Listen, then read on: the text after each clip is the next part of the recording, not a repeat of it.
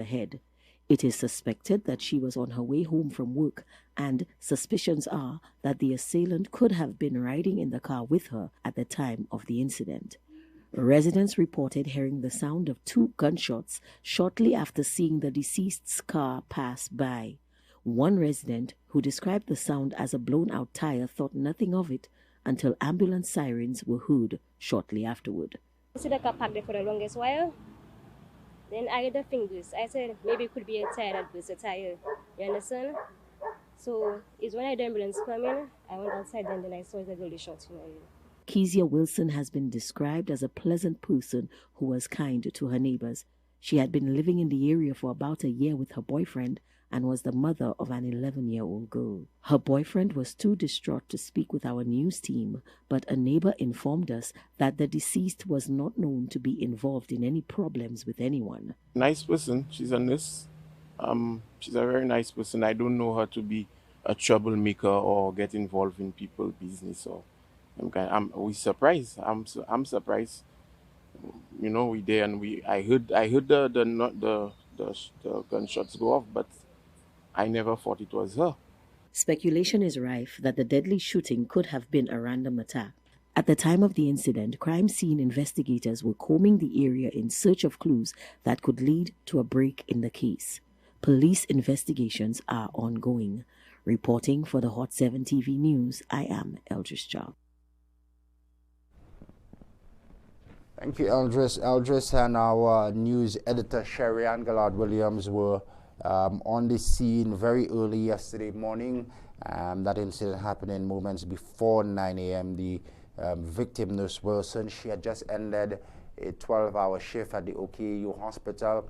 And imagine it was a long and hard shift because, according to her colleagues, it was a night when the hospital was short-staffed. But as she would normally do, she worked hard, she worked well, and she served all patients with that warmth and smile.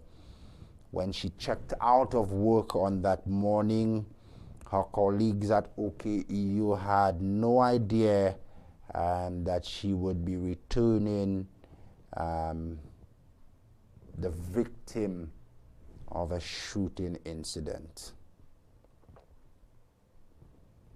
The phone lines remain open, 450-0777, and via WhatsApp as well, 584-0600. Let us hear from you. Public feedback in just a moment. We hear from the family as well. The president of the St. Lucia Nurses Association, as we continue to sympathize with all members of the medical fraternity this morning following the demise of Nurse Wilson. Just in her report intimated that there are suggestions on the ground that it is a random attack. What say you? Random attack? We await the police investigations and would not like at all to muddy the waters of the investigation at all. But one shot to the head does not appear random. It appears targeted. It has the tints of an assassination style killing. But what say you, St. Lucia? Register your views via the live calling lines or via WhatsApp. You can call or text us via the WhatsApp platform. Powered by Flow, we're on the go this morning. Doesn't appear random. Apologies from our vantage point. We understand that the police have questions at least one individual in relation to that crime, and maybe also understand that police are following some very strong leads in this investigation as well. Yesterday in the Parliament of St. Lucia, the Prime Minister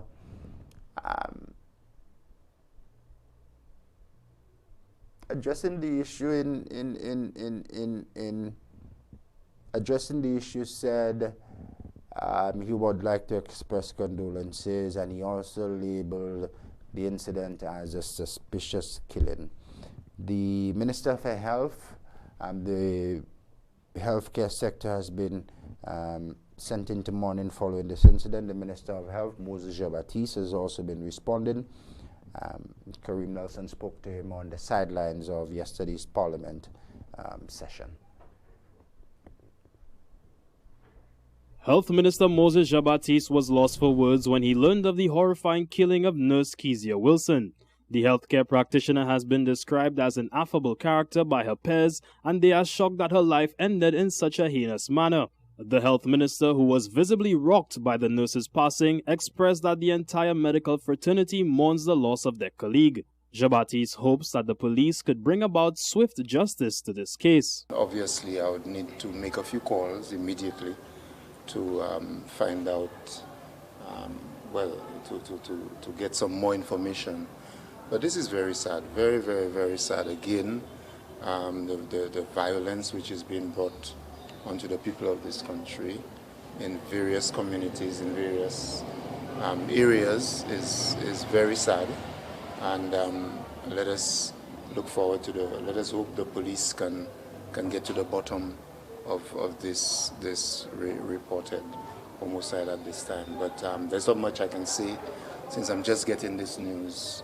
At this point in time, the island records its 63rd homicide for the calendar year. 2022 and 2023 have been tainted with mass bloodshed. Additionally, road fatalities and traumatic incidents are continuing to mount. The health minister emphasized that the island's healthcare sector is under insurmountable pressure as it is tasked to provide care to the overwhelming emergency cases. It's a very serious situation, and they are feeling the strain.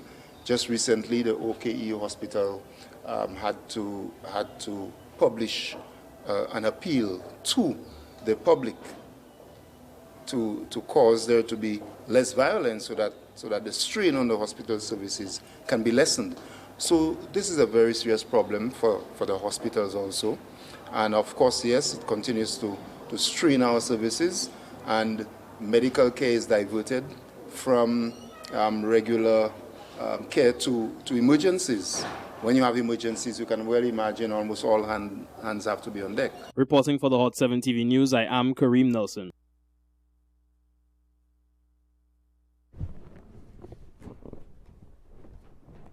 Thank you so very much, Kareem. Reactions there from the island's health minister. The victim, homicide victim number 63, was a healthcare practitioner. The minister yesterday on the sidelines of the parliamentary sitting expressing his condolences, expressing shock and disbelief at the nature of this particular crime. If you grew up in the 1960s, 1970 period, perhaps the early 80s, and you're familiar with just diverting for a bit here, we'll come back home, and you're familiar with the World Wars I and II. Healthcare workers and emergency responders, they're out of bounds in war. They oftentimes are not the victims. They assist so many who require aid. Very, very sad that a lady who spent a lot of her time saving lives and delivering newborns. If you hear a lot of first-time mothers, their experience with her, she's the one who spent long hours with them, held their hands throughout the night in the delivery room. So given the service that she would have given to this nation, she really did not deserve to find her demise in this particular manner. Don, is the file ready? 1 second, we'll get to that, and shortly we will have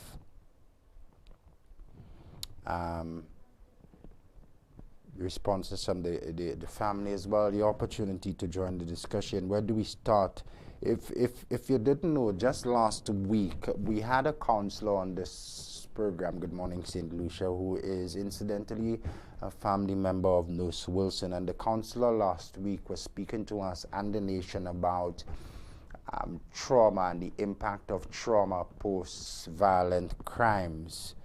So soon after, little did she and ourselves know that her family would have been confronted with the very same issues that we were discussing here just last week. Feedback from a past student of Nurse Wilson before I go to our next file. The past student saying she was such a bright buddy and smart young woman. Last I saw her was when she gave me my vaccine. Condolences. Reactions from a staff member at the St. Lucia Community College. Condolences to her family and friends. Left me feeling very depressed, sad, and frustrated, like many St. Lucians. The police are this hour following some strong leads. Unfortunately,